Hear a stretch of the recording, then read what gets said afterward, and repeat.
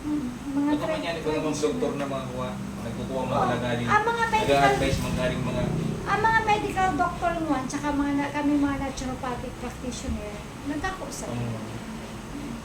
So, kasi kami, ang pagkwata is Si Dok Atuloy holistic baga mamay. approach. Si Dok Atuloy baga mamay sa Facebook.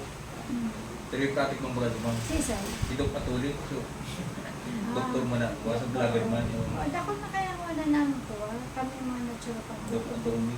So ako, license man ako. And under din ako ng DOH. Ayun. So, ngayon, ang pagkwakata kasi, ang ano natin is holistic approach. What do you mean, ma'am?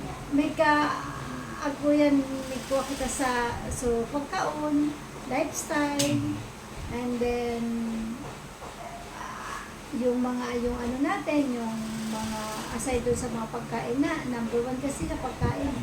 Tapos, ako kita kinukuha ang katulad ng mga buntusa, cupping, ako hilot, may na mga traditional, ako acupuncture, Cairo, yan yung mga inaano natin sa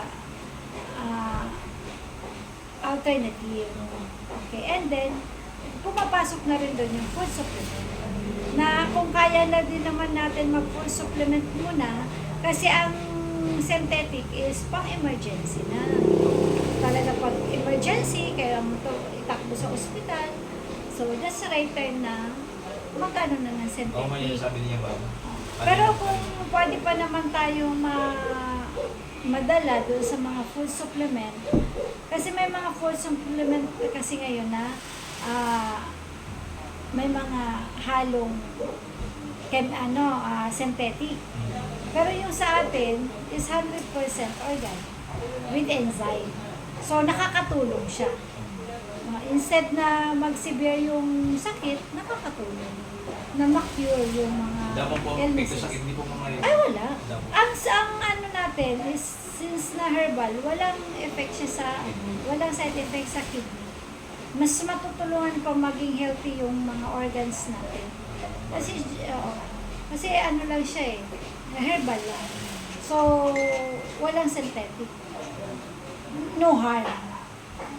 Yeah, tama mo sabi niya. Nagsali lang na sige na pinch. Sabi ko sa kanya, mag-second opinion. Para... Kaya niya na kumbinsido ka itong bigla namin ano ito. Ako pagpapakabilon.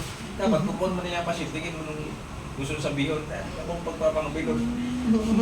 At nga akong doktora niya. Praise God, ito si Ma'am Shirley watching for the second opinion of my Mayong. God bless you.